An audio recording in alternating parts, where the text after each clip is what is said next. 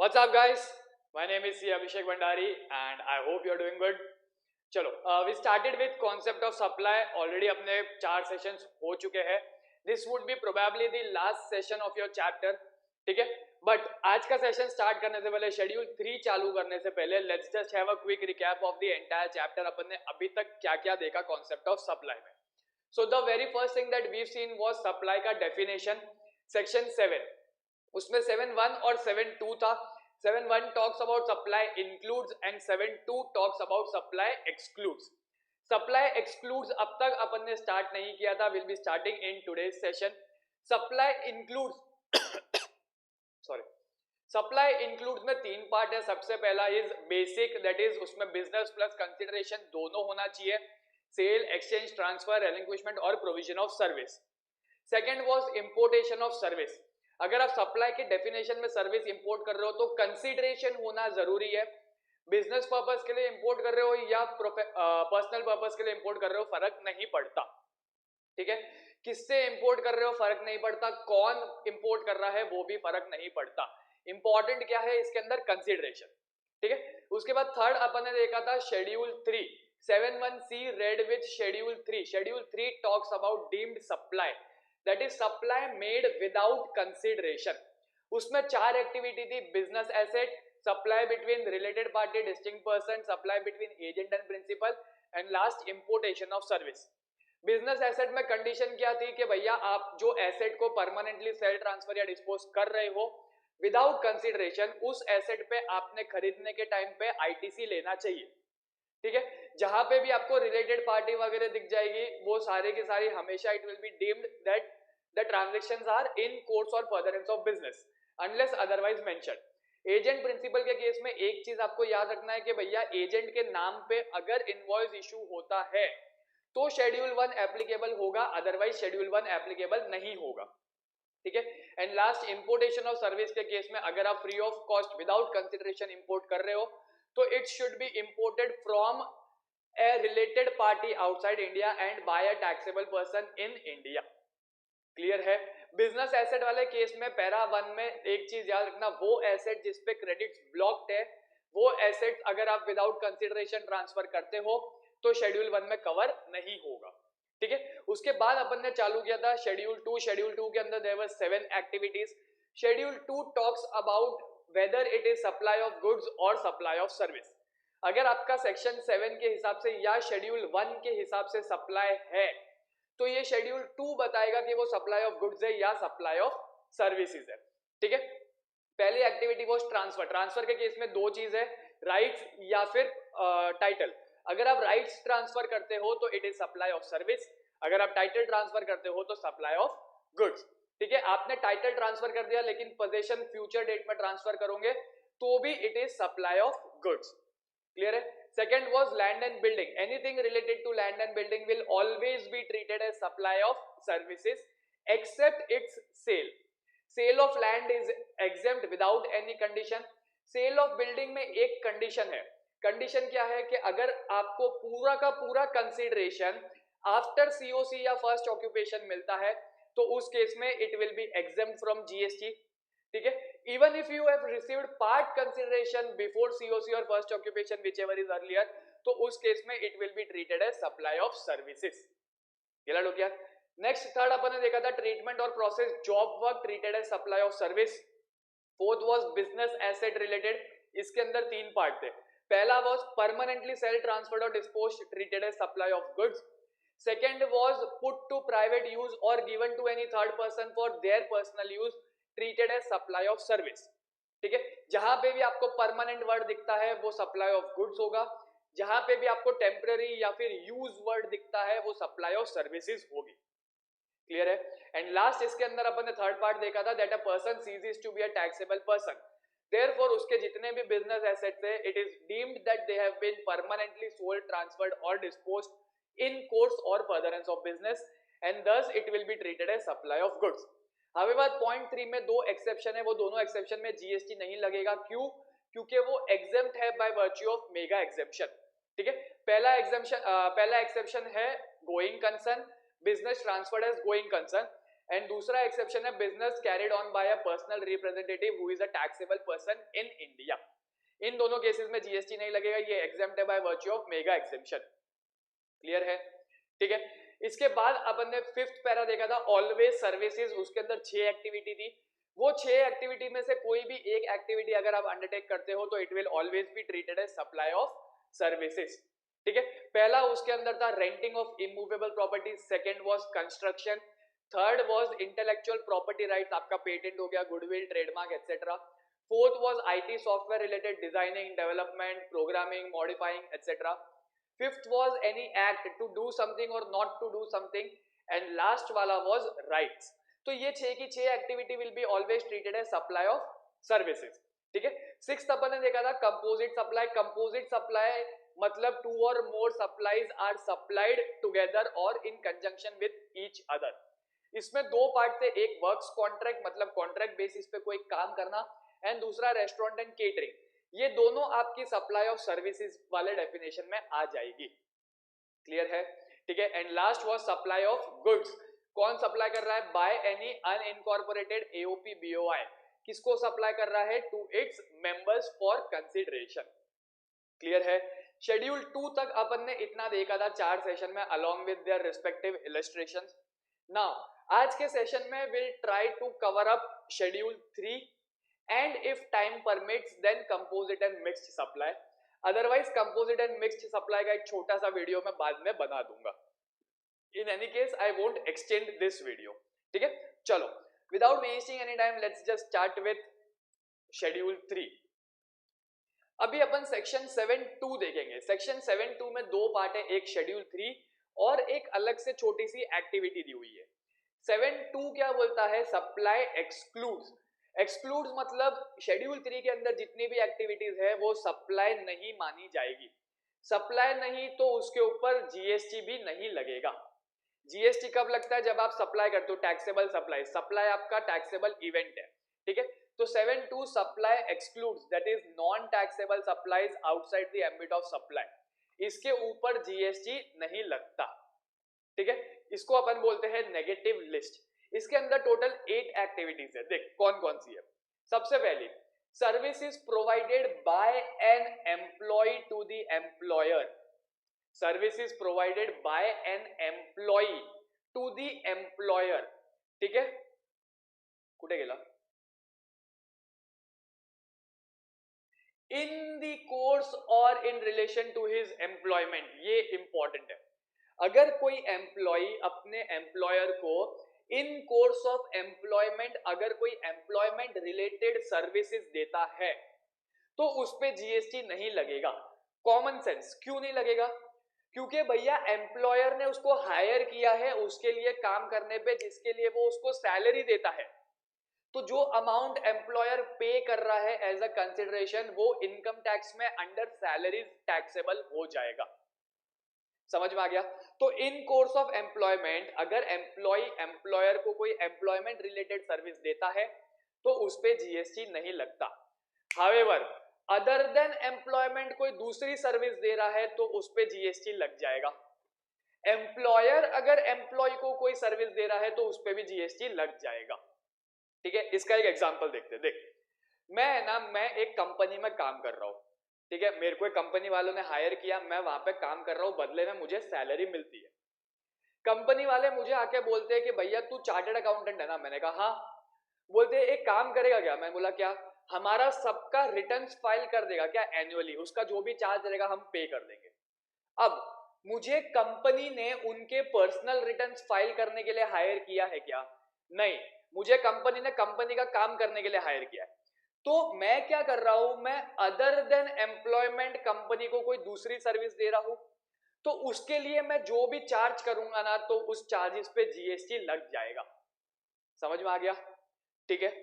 Next thing, pre अपना non compete fees.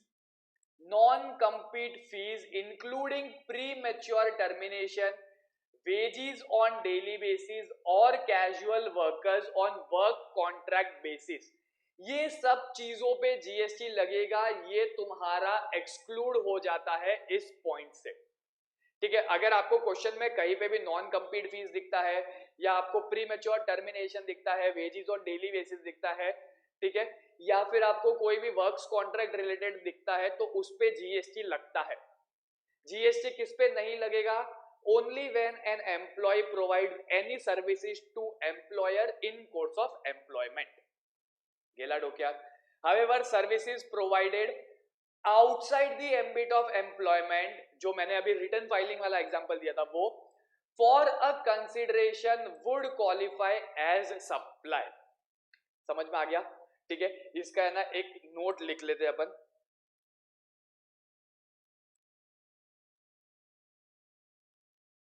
देख,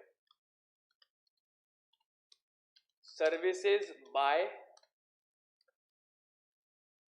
and services to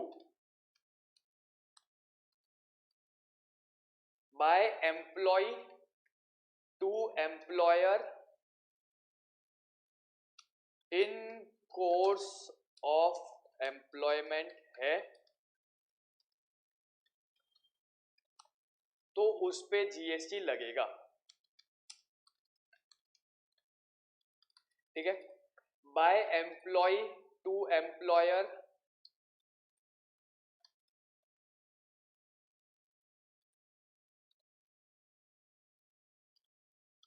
not in course of employment है, sorry, ऊपर वाले पे जीएसटी नहीं लगेगा। Not in course of employment है तो इस पे जीएसटी लगेगा। ठीक है, बाय एम्प्लॉयर टू एम्प्लॉय है, whether or not in course of employment, फर्क नहीं पड़ता, इस पे जीएसटी लग जाएगा।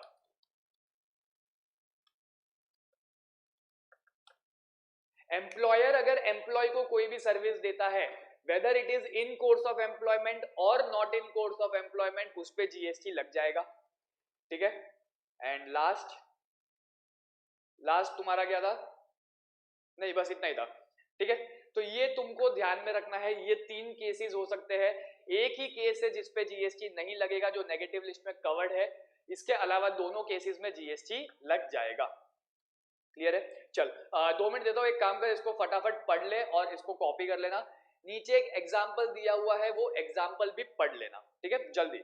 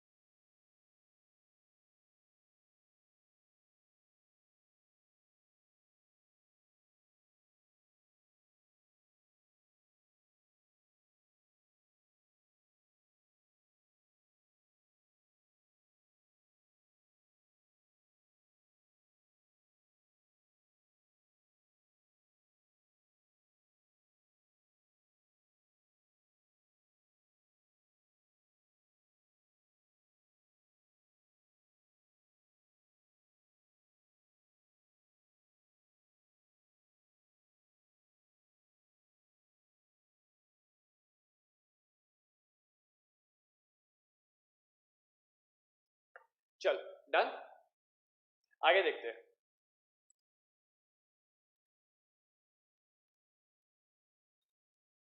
नेक्स्ट क्या बोला है, services provided bye any court, कोई भी कोर्ट हो, डिस्ट्रिक्ट कोर्ट हो, सेशन कोर्ट हो, हाई कोर्ट हो, सुप्रीम कोर्ट हो, अगर वो आपका केस लेने के लिए आपसे कोई सर्विस कोई चार्जेस लेते हैं तो उस चार्जेस पे, उनकी फीस पे कोई भी जीएसटी नहीं लगेगा। और any tribunals including consumer redressal commission, national level पे हो, स्टेट लेवल पे हो, डिस्ट्रिक्ट लेवल पे हो, फर्क नहीं पड़ता, ये डिस्टिंक्ट नहीं है, इसको डिस्ट्रिक्ट कर देना, ठीक है, ये डिस्ट्रिक्ट लेवल है, डिस्टिंक्ट नहीं है। तो यहां पर देखना एक चीज इंपॉर्टेंट है, वो है tribunal. Important thing is tribunals. यहां पे आर्बिट्रल ट्राइब्यूनल की बात नहीं की है। Why I am saying this, क्योंकि जब अपन नेक्स्ट चैप्टर रिवर्स चार्ज वाला करेंगे ना, तो उसमें आर्बिट्रल ट्राइब्यूनल की सर्विसेज आती है, ठीक है, उस सर्विसेज पे रिवर्स चार्ज में टैक्स पे करना पड़ता है। तो मैं आर्बिट्रल ट्राइब्यूनल की बात नहीं कर रहा, यहाँ पे खाली ट्राइब्यूनल की बात हो रही है। नेशनल लेवल ट्राइब्यूनल हो गया, स्टेट लेवल हो गया, डिस्ट्रिक्ट लेवल हो गया, जो भी है, इंक्लूडिंग कंज्यूमर रिड्रेशनल कमीशन, ठीक है। तो अगर कोर्ट या ट्राइब्यूनल या फिर तुमको सीआरडी जो भी है, ये अगर कोई सर्विसेज देते हैं तो उनकी सर्विसेज पे अगर कोई कंसिडरेशन है तो वो कंसिडरेशन पे जीएसटी नहीं लगेगा, ठीक है, एग्जेम्प्ट हो जाएगा वो। Next, third point, functions performed by members of parliament. Basically जो आपके प्रेसिडेंट है, प्राइम मिनिस्टर है, एमएलएज है, ठीक है, जो भी है, पार्लियामेंट के जो भी मेंबर्स है, वो अगर कोई फंक्शन परफॉर्म करते हैं तो उनके फंक्शंस के लिए अगर वो कोई कंसिडरेशन चार्ज करते हैं तो उस पर जीएसटी नहीं लगता। अगर वो कोई ड्यूटीज परफॉर्म करेंगे, यही लोग मेंबर्स ऑफ पार्लियामेंट वाले ही अगर अपनी ड्यूटीज परफॉर्म करते हैं और उसके लिए अगर उनको कोई कंसिडरेशन मिलता है तो उस कंसिडरेशन पे जीएसटी नहीं लगेगा, ठीक है। दो चीज, members of parliament, functions performed no GST negative list, duties performed no GST negative list, ठीक है। थर्ड वाला पार्ट क्या बोलता है, duties performed by any person as a chairman, member or a director. वापस, duties performed by any person as a chairman, member और director in any body which has been incorporated by or which is governed by government, ठीक है, in any body which has been established by government and who is not deemed as an employee before the commencement of this clause। मतलब क्या, सबसे पहले तो देख, body established by government मतलब वो बॉडी जो गवर्नमेंट ने खड़ी की है। इसका प्राइम एग्जांपल है सेबी या फिर IRDA, insurance regulatory development authority. SEBI, IRDA, ये गवर्नमेंट एस्टैब्लिश्ड बॉडी है। ये बॉडी किसने खड़ी की है, गवर्नमेंट ने खड़ी की है, ठीक है।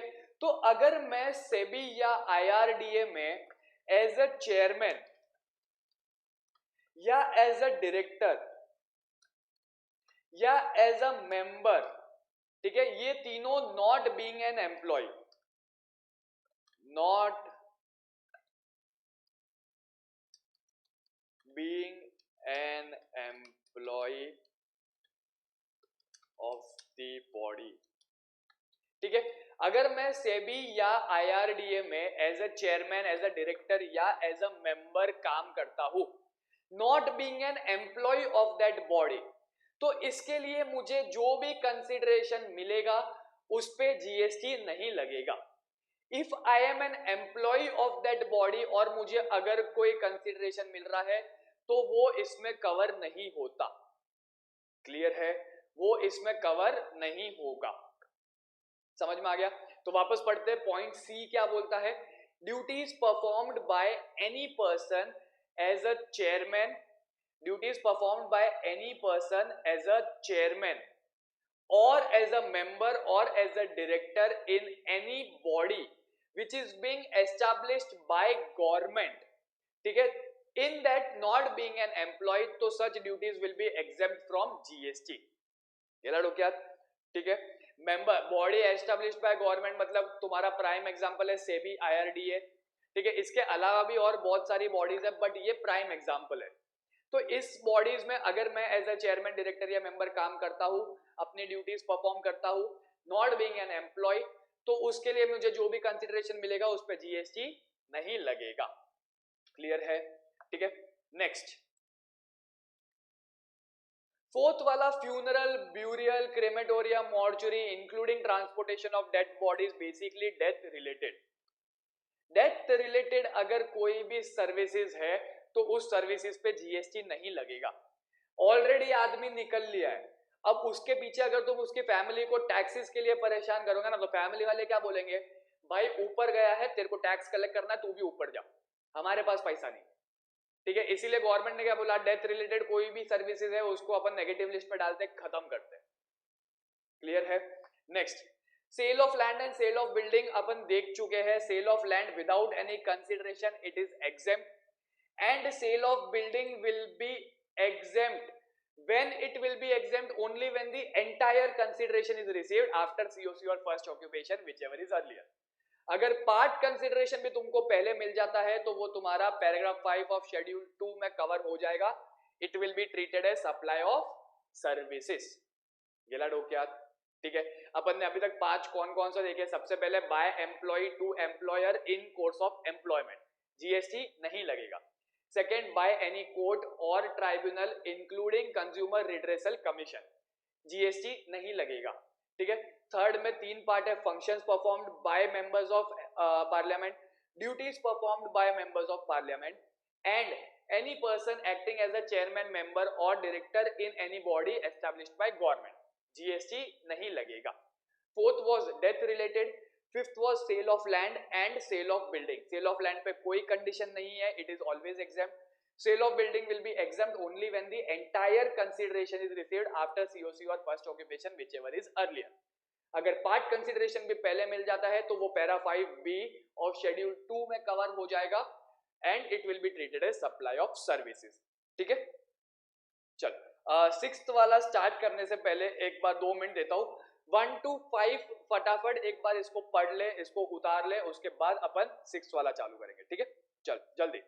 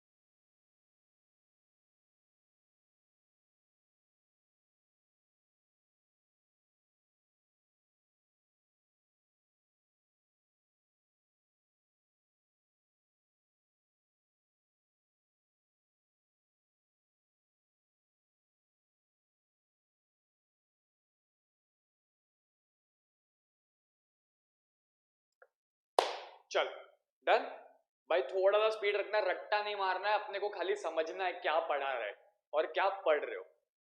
समझ गए तो तुमको रट्टा मारने की भी जरूरत नहीं पड़ेगी। And one more thing, tax में अगर तुम लोगों को पास होना है ना अच्छे मार्क्स से, अच्छे नंबर से, तो मैं पहले भी बोल चुका हूं, अभी भी वापस बोलता हूं, कंटिन्यूअस बेसिस पे रीड करते रहना।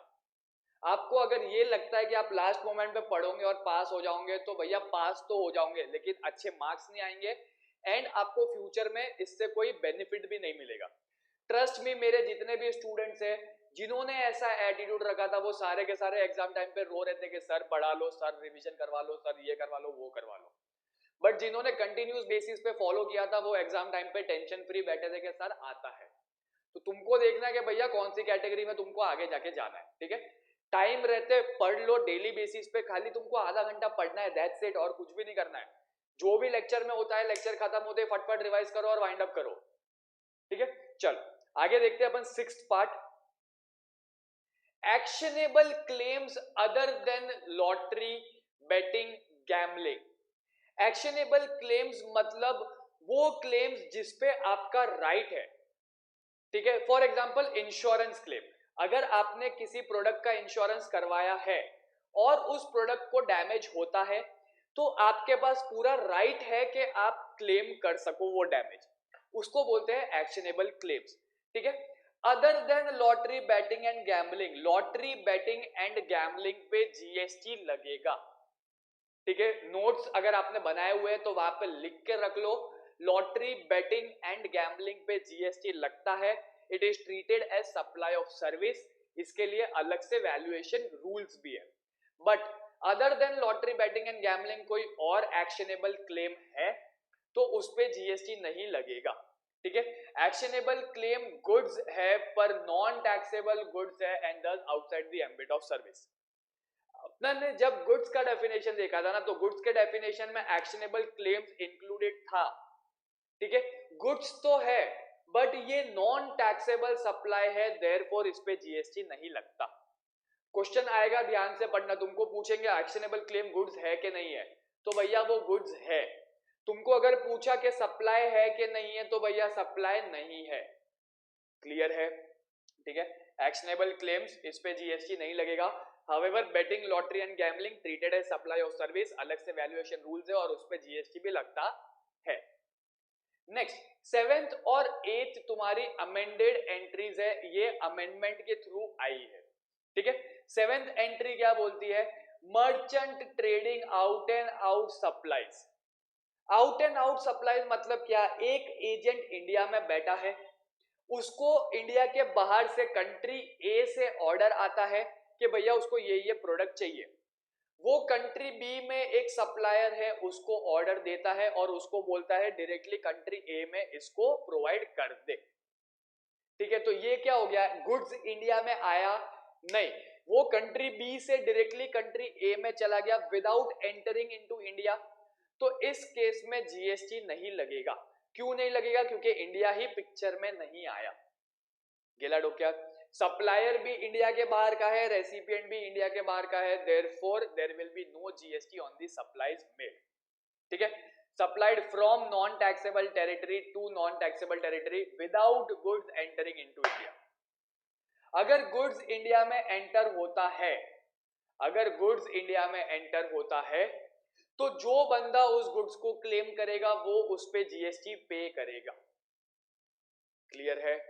विदाउट एंटरिंग इनटू इंडिया, अगर गुड्स डायरेक्टली बाहर से बाहर जा रहा है तो उस पे जीएसटी नहीं लगेगा, ये लाडो क्या, ठीक है।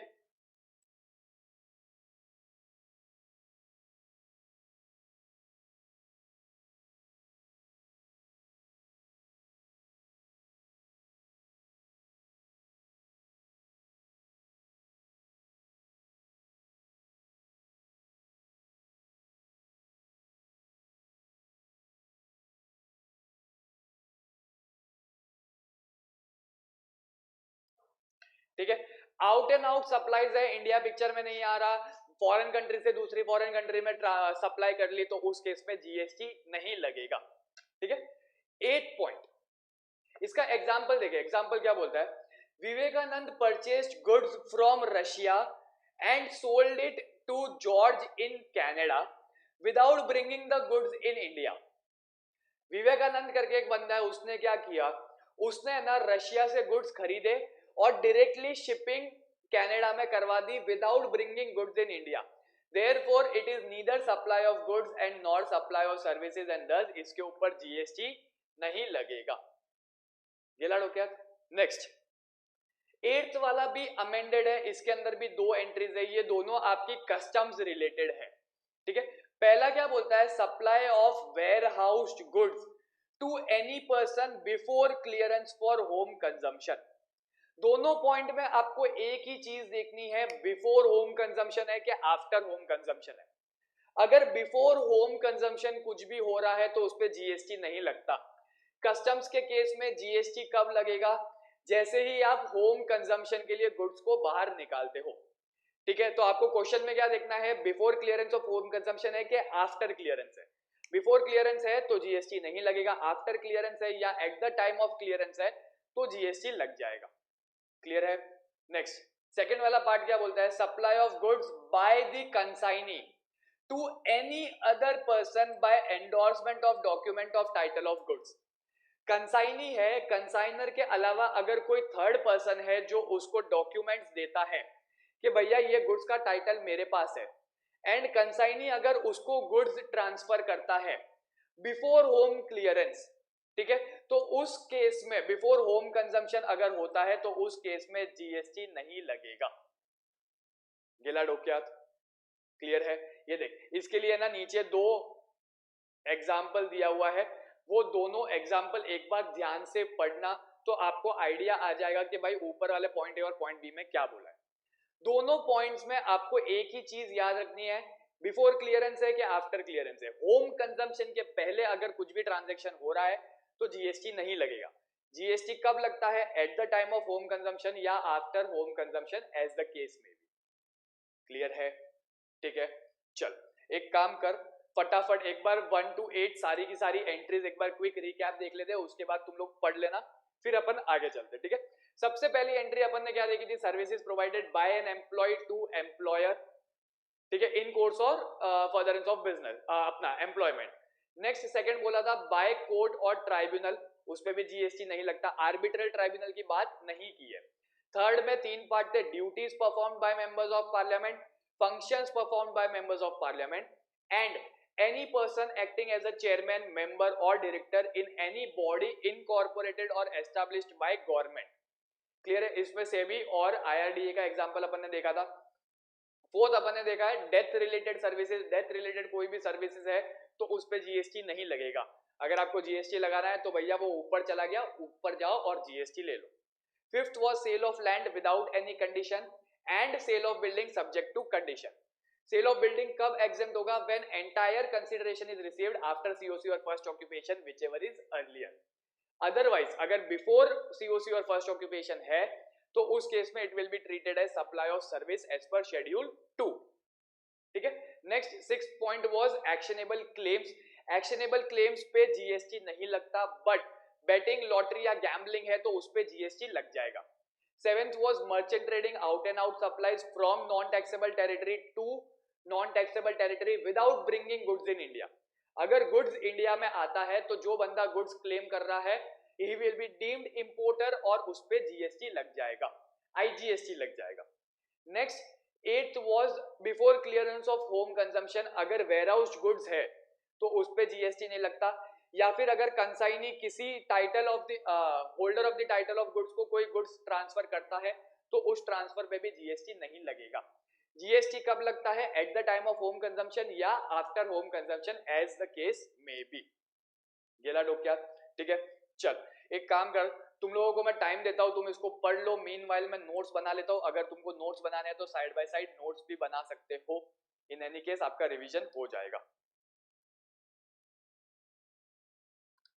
चल, नेगेटिव लिस्ट में 8 एंट्रीज अपन ने देखी थी।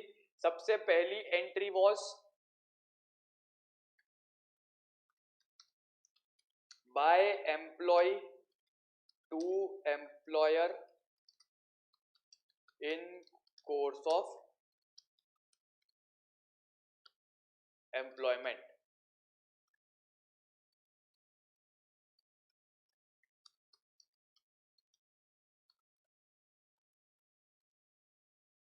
Second was by court slash tribunal, arbitral tribunal की बात नहीं की है।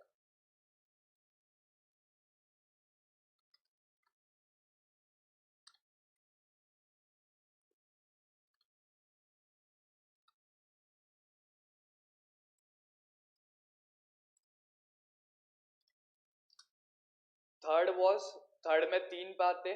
ए, functions of members of parliament.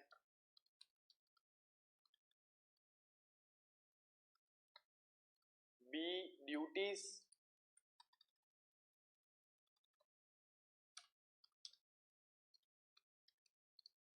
of members of parliament. And C, chairman slash member slash director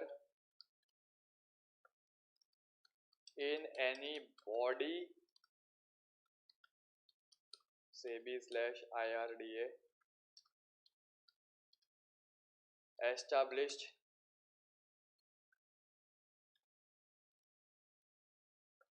by government.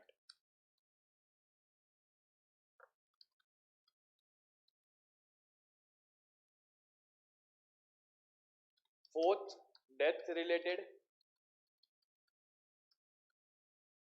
Fifth, sale of land and building. Building कब exempt होगी? Building exempt when entire consideration is received after COC or first occupation.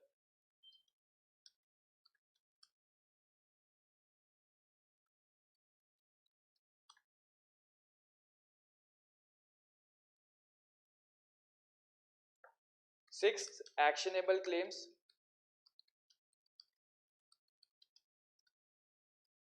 Excluding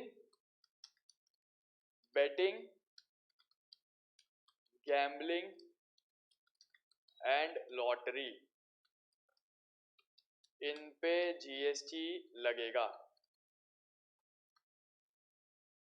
Seventh, from entity to entity without bringing goods into India. If goods brought to India, importer shall pay GST. Importer मतलब जो बंदा goods claim करेगा. Eighth, transfer of goods before home consumption.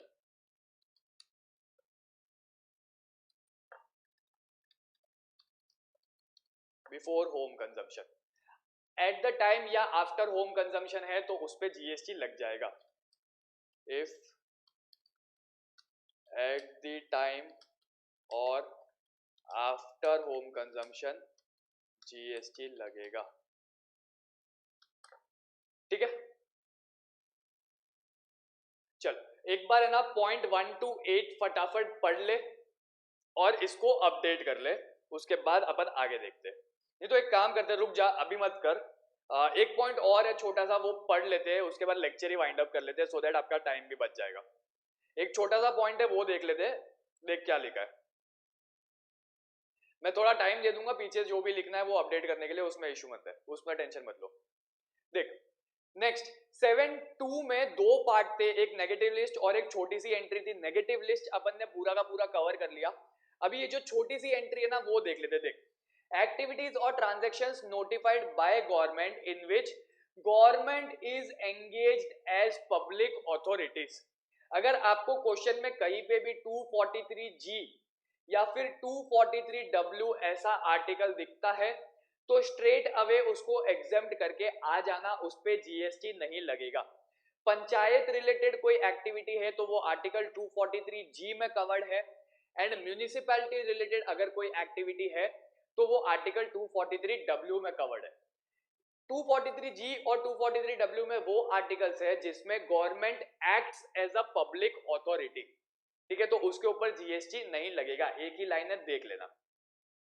Next, further CBIC has clarified that following activities or transactions are neither supply of goods nor supply of services and thus no GST shall be levied. अभी दो activity और ऐसी है जो CBIC ने क्या बोला है कि अगर इनमें से कोई एक्टिविटी आप करते हो तो ये नीदर सप्लाई ऑफ गुड्स में आएगी नॉर सप्लाई ऑफ सर्विसेज में आएगी एंड देयरफॉर इस पे GST नहीं लगेगा. ठीक है, देख पहला एक्टिविटी क्या है, interstate movement of various modes of conveyance between distinct person.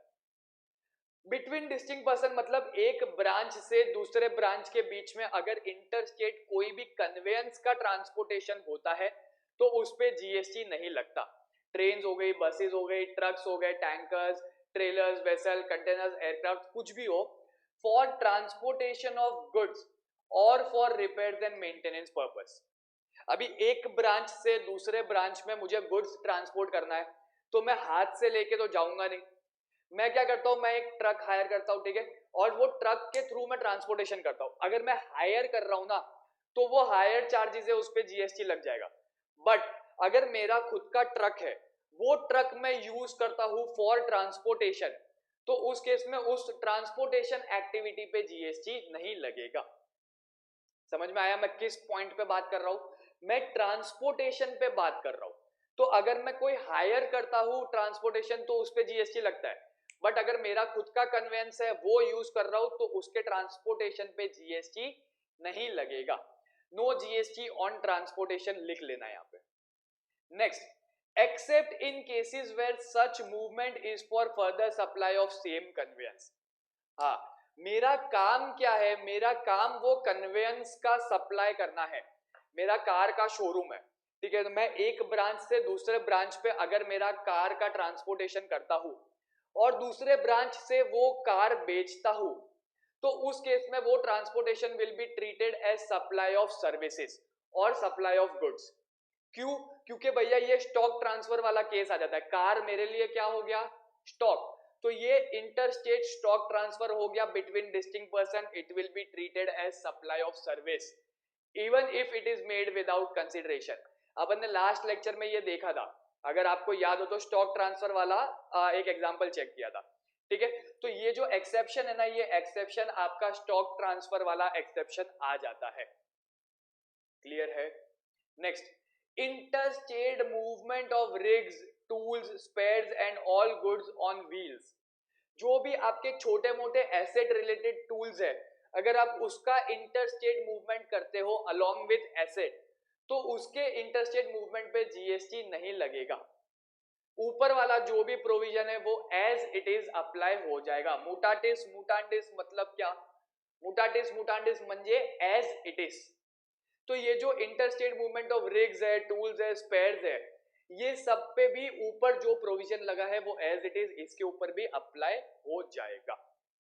In any case exam में इसके आने के चांसेस थोड़े कम है, बट जस्ट इन केस अगर आ गया तो आपको याद रखना है इन पे GST नहीं लगता.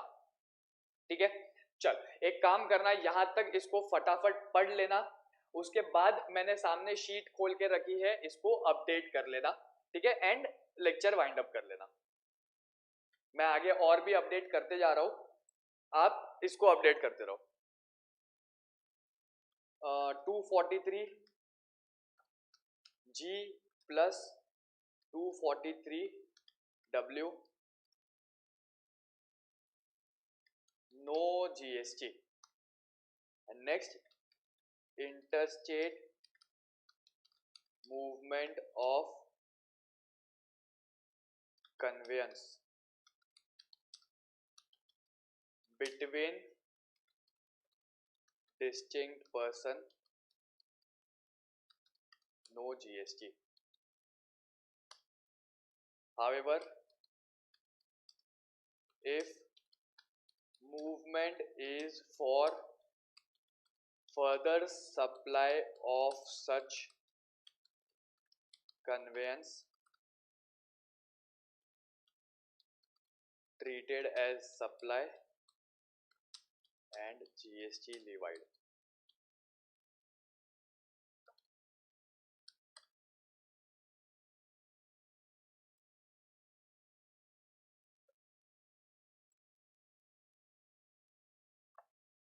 इसको थोड़ा साइड में ले लेते हैं, इसको और इसको भी.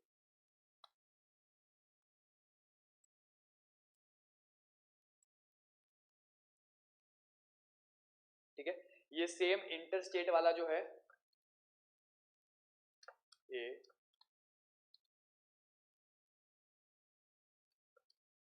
B C, interstate movement of rigs, molds and tools same as above. मुटाटिस मुंडाटिस मतलब as it is, ऊपर जो भी प्रोविजन है वो as it is तुम्हारे रिग्स मोल्ड्स एंड डाइस पे भी लग जाएंगे. क्लियर है?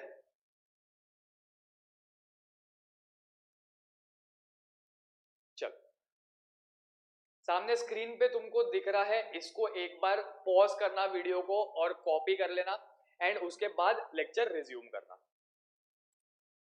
चलो, आई होप तुम लोगों ने कॉपी कर लिया होगा अच्छे से. एक सेशन और लेंगे छोटा सा for mixed supply and composite supply and उसके बाद आपका concept of supply wind up कर लेंगे. अभी अगर मैंने स्टार्ट कर लिया तो लेक्चर एक्सटेंड हो जाएगा बिकॉज वो 10-15 मिनट में खत्म नहीं होगा. So will and up the lecture here. ठीक है, चल लेक्चर खत्म हो जाएगा ना तो एक बार इसका क्विक रिकैप कर लेना, एक बार पढ़ लेना ताकि जो भी आपने किया है पूरे लेक्चर में ऑन द स्पॉट आपको याद हो जाए. चलो guys, adios and have a nice day. My name is C. Abhishek Bhandari and you were learning GST from me. ठीक है, कॉन्सेप्ट ऑफ सप्लाई है, इसको एक बार अच्छे से पढ़ लो. चलो, बाय एंड टेक केयर.